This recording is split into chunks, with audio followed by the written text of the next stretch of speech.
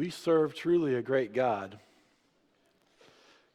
And we've talked about that. There's a group that went to Leadership Training for Christ. In fact, some are still in Rogers, Arkansas today. And yesterday we spent the day there.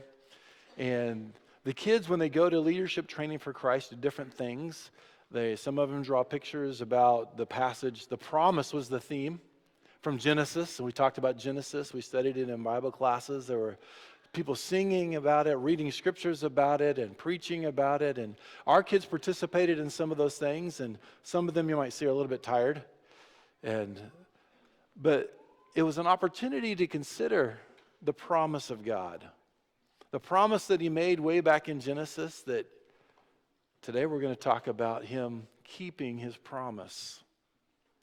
And in keeping that promise, it wasn't just a wave of his hand or speaking a word and making everything right. It was God acting in his creation.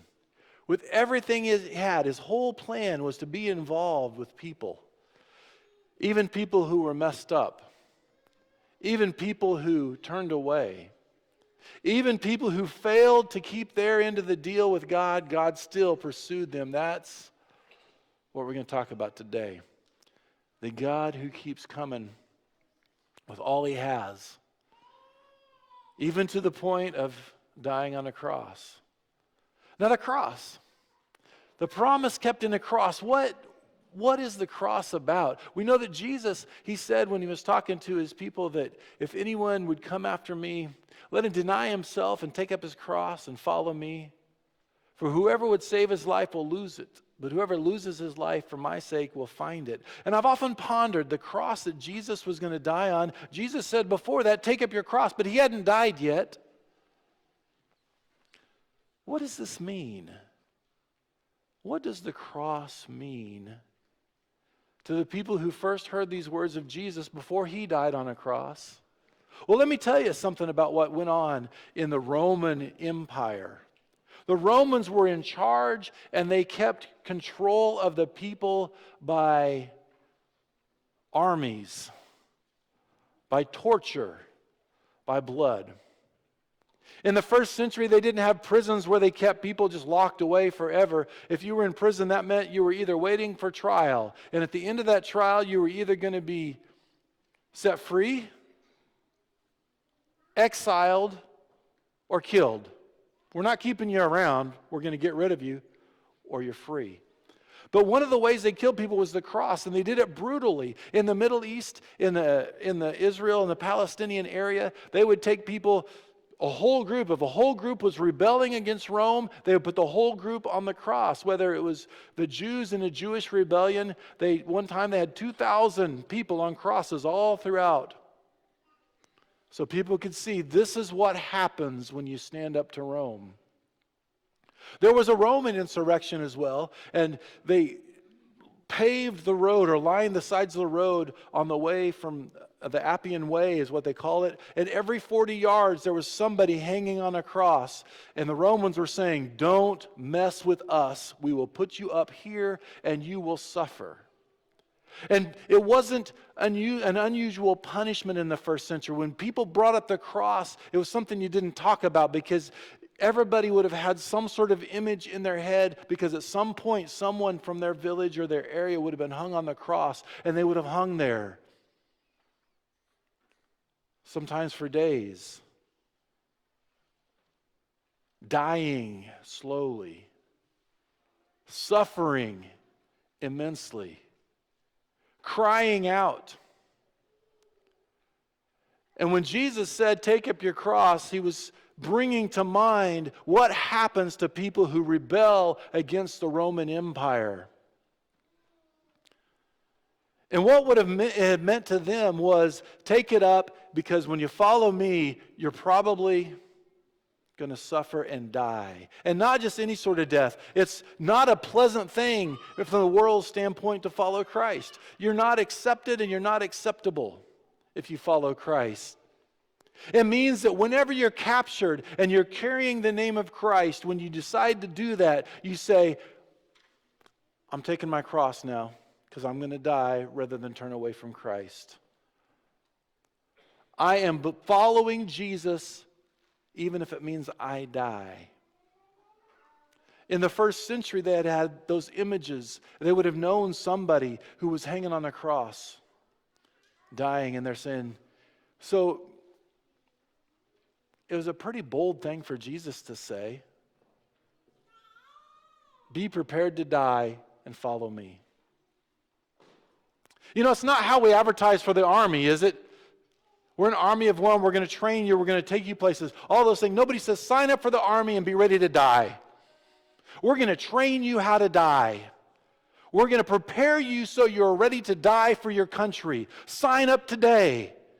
I don't remember seeing those ads for the army or the Marines. That's just what Jesus does. Take up your cross, he said, and be ready to die. Jesus? That's not very attractive. But for Jesus, that's exactly what he was ready to do. He was ready to take up his cross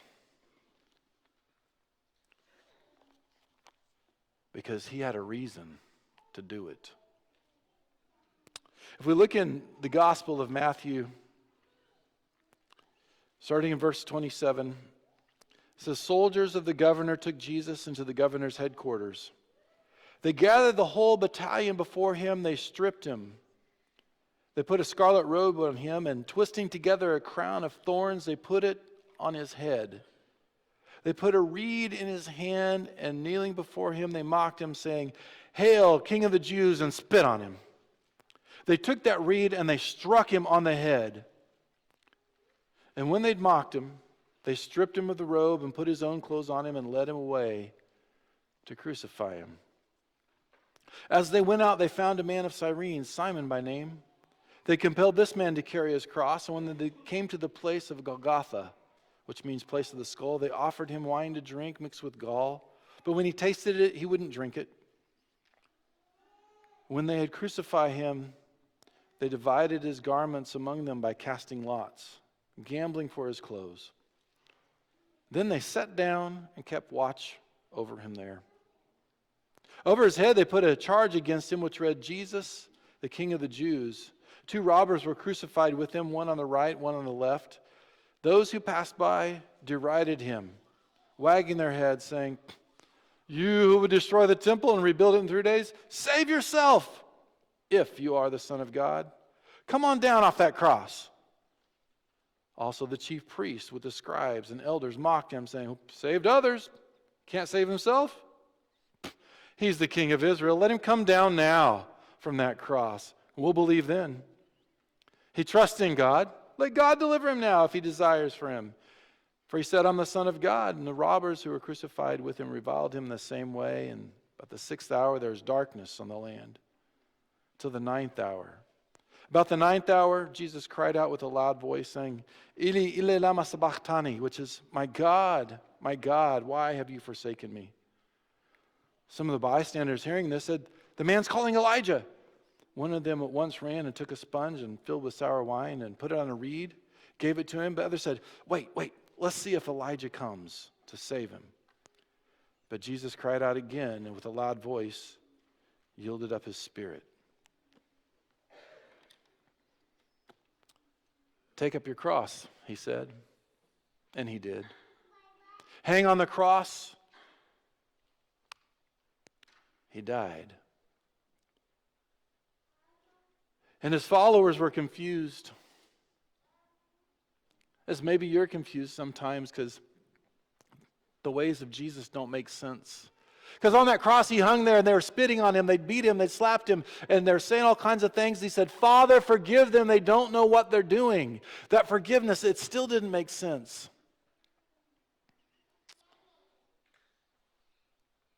Because the story's not finished yet. And when we're stuck in the middle of our life, when the story's not finished, we can be frustrated and confused with God.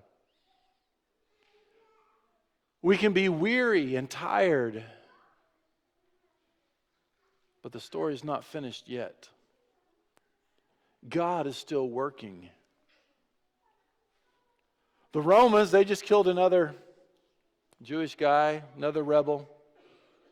The Jews thought they'd stopped this whole movement that was causing them problem and stress, and God was still working on his story.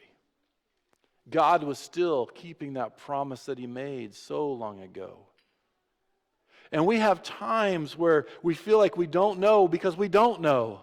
We have times where we feel like we're hurting because we are hurting. We have times where we're uncertain about what God might be doing, and we're looking around, and I want you to know that God is working. Even though it looks bleak. And we need to remember, if you have decided to take up your cross, that's a commitment to say, I'm not quitting, God. I know you haven't quit on me.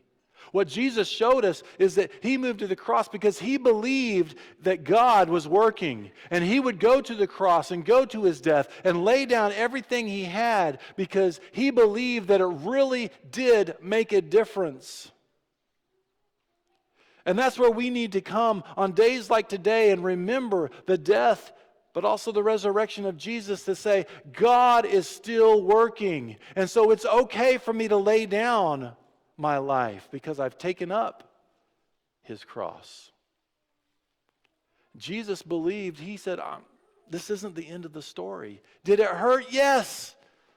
He prayed, if there's any other way, Lord, let's do it, but not my will, but yours be done. I want to save the people. If this is what it takes, he was all in, completely dedicated because he knew God was going to do what God promised he would do.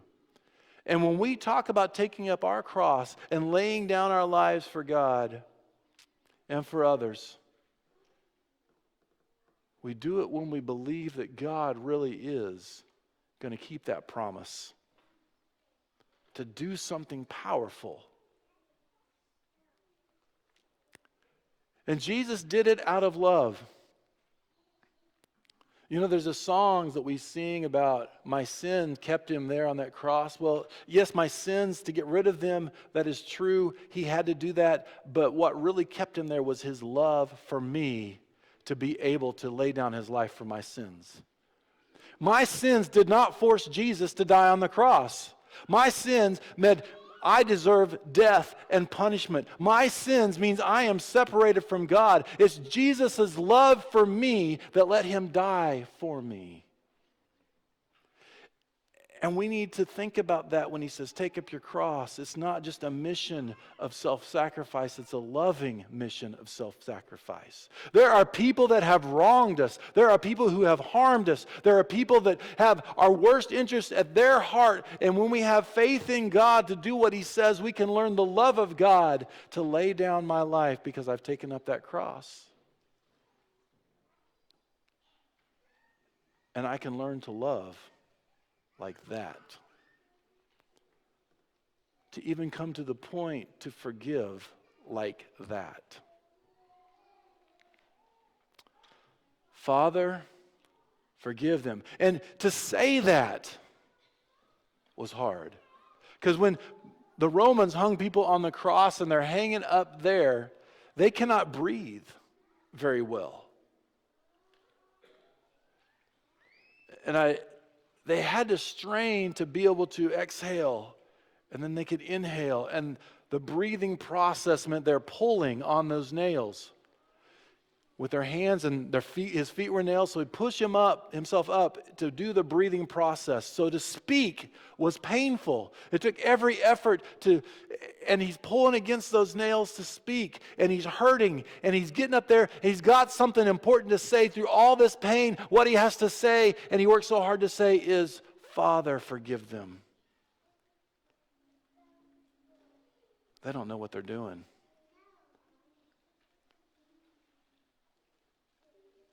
He took up his cross because he knew that's where he would die. But in doing that, he wanted to show that he believed that God keeps his promises. He wanted to show that he loved you enough to do it for you and bring forgiveness. Let's think about this when we talk about taking up our cross. But part of believing in what Jesus said, we know the cross is not the end of the story.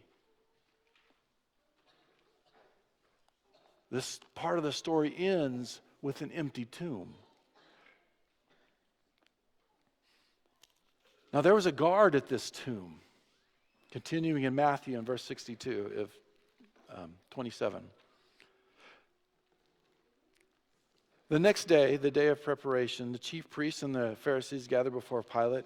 They said, "Sir, we remember how the impostor said while he was alive, 'After 3 days I'll rise.' Therefore, order the tomb to be made secure until the third day, lest his disciples go and steal him away and tell the people he's risen from the dead. And the last fraud will be worse than the first." So Pilate said, "Go. You have a guard of soldiers, go. Make it secure as you can." So they went and made the tomb secure by sealing the stone and setting a guard. What are you going to do? Stop Jesus from getting out of the grave? You think you're going to seal the stone and he can't get out? You think you're going to stop the promise of God? Yeah, they did. They wanted to stop God from keeping his promise. And they believed they could stop God from keeping his promise. They believed they could seal it and cover it up and nobody would be able to stop them from stopping God. But I tell you what, church, we have an unstoppable God. Remember that.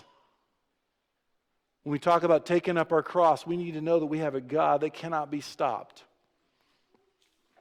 And chapter 28 starts, after the Sabbath, toward the dawn of the first day of the week, Mary Magdalene and the other Mary went to see the tomb. Behold, there was a great earthquake, for an angel of the Lord descended from heaven and came, rolled back the stone and sat on it. His appearance was like lightning, his clothing white as snow, and for fear from him, the guards trembled and became like dead men. But the angel said to the women, "Do not be afraid, for I know that you seek Jesus who was crucified. He's not here. He has risen as he said. Come see where he lay. And go quickly and tell his disciples that he is risen from the dead. Behold, he's going before you to Galilee." They thought they were going to stop God. They thought they had a plan to make sure God's plan didn't work. Those guys freaked out when the angel came and rolled that stone away. I said, "Don't look here. He is not here. He is risen." We have a God who has all the power to do whatever he said he's going to do. That's where we have faith in God. When we take up our cross, we take it up not because we just feel like we got to be good, because we serve a loving and powerful God. I'm taking up my cross because whatever happens, whatever I lay down, I have a God who can restore me. I have a God who can renew me. I have a God who can refresh me. I have a God who will save me and forgive me and bring me into a right relationship with him. I can lay down what I've got because I have a God backing me up that can pick me back up again. And see, a lot of times I think we don't take up our cross because we're afraid God's not going to pick me up. A lot of times we don't show love and forgiveness because we're afraid God doesn't have the power to make it right. We're afraid God doesn't have the power to get me through. And pretty soon we're all afraid, and I'm not taking up my cross because I'm afraid. But we need to remember that God has the power to keep his promises. And it took some work on Jesus' part to convince his disciples, "I'm here. I'm not there." And church, a lot of times we can, because of things going on around us, the troubles around us and the frustration and fear within us, we can go, "Where are you, God?" He says, "I'm here. I'm not there. I have risen, and I want to raise you up too."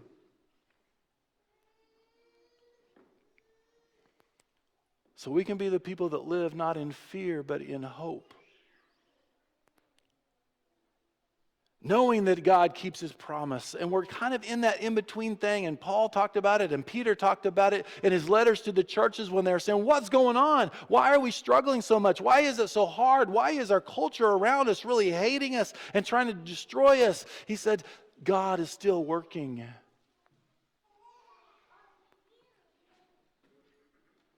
And I want you to know today, in Chickasha, Oklahoma, God is still working. And he has the power to do his work, so we can be the people of hope. because we're the people who have faith. And we are the people of purpose. Jesus went to the cross because he was going to die for us, because he loved us. He went there with a purpose, and he got out of that grave with a purpose, and he invites us to be his people of purpose. We're not just here to show up and be good people and nice folks in this world. We are here to say, I am following God. If that means I have to lay down my life, I lay down my life. If it means I lay down my money, I lay down my money. Whatever it is I give up, I will take up my cross and lay down my life and live with purpose so I can shine the light of Christ and tell the story of love and give the hope that the world so desperately needs.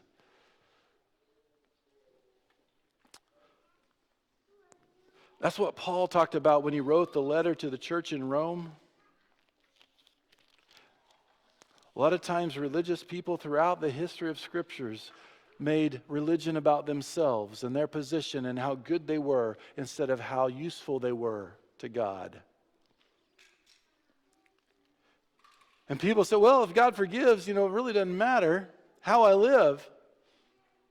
But Paul says, no, you're getting it backwards. In Romans chapter 6, he says, shall we continue to sin so that grace might increase? No.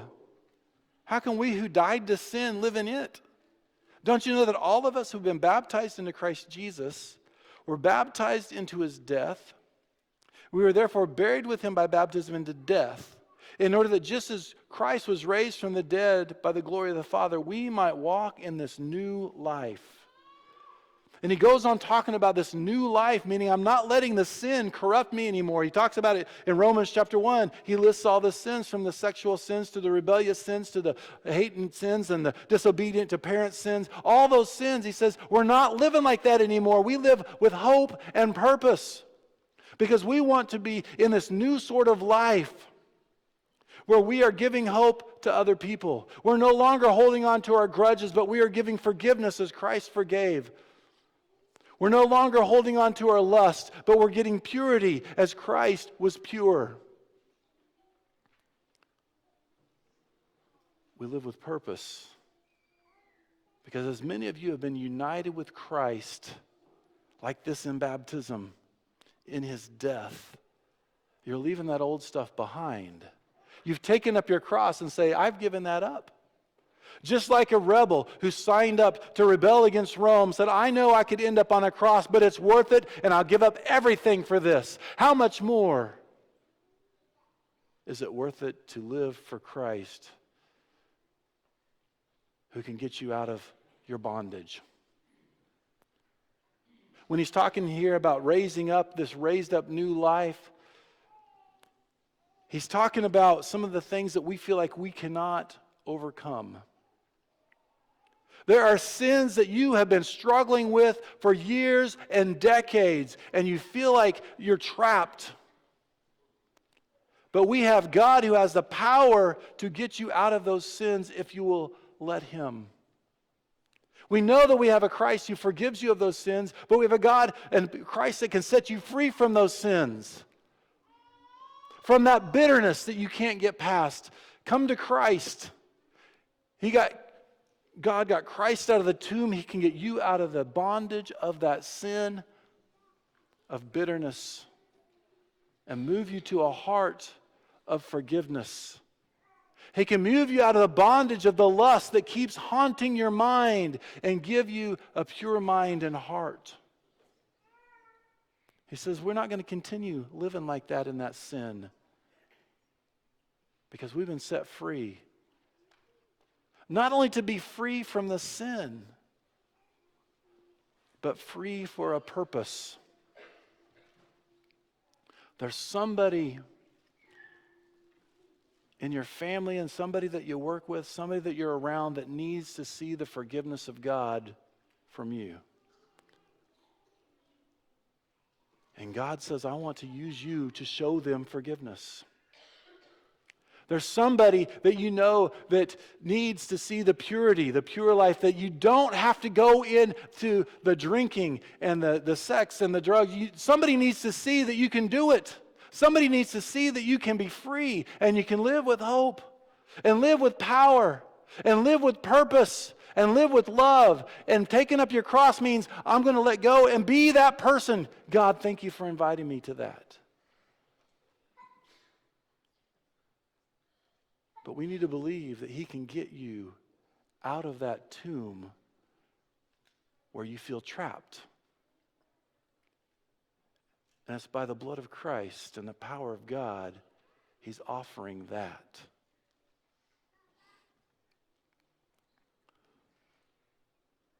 For us to be the people say, I'm ready. I'll take up my cross. That means I'll give up whatever for the cause of Christ, because I know that we have a God has the power to get me out of it, but also to get me to a new place where I can live with hope and power and purpose. Have you set down your cross somewhere? Said, I've quit the rebellion. Are you ready to take it back up?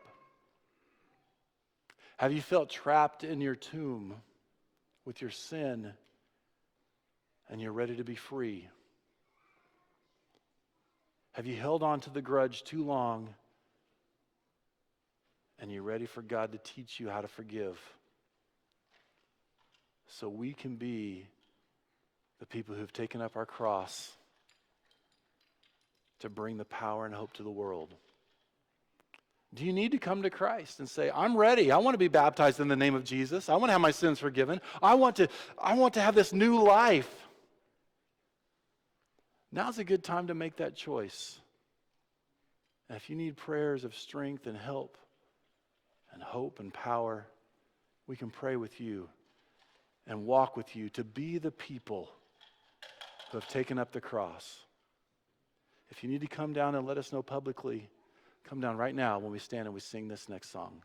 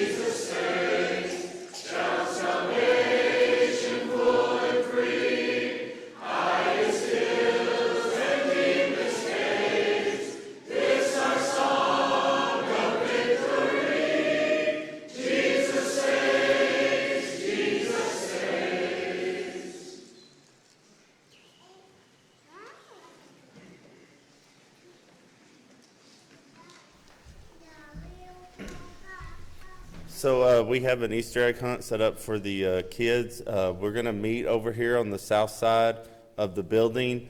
We definitely have plenty of eggs, so all the visitors, please stay and join us. If you didn't bring a basket, we do have some bags out. They're not fancy, but they will hold eggs, so just please join us over here. We're going to split it up into two groups. First grade and younger are going to be getting eggs out of the playground area and the fenced-in area, and then the older kids will be out by the swing set. So if you'll just, after you get done visiting, if you want to meet us out here on the south side, we'll get that going for the kiddos.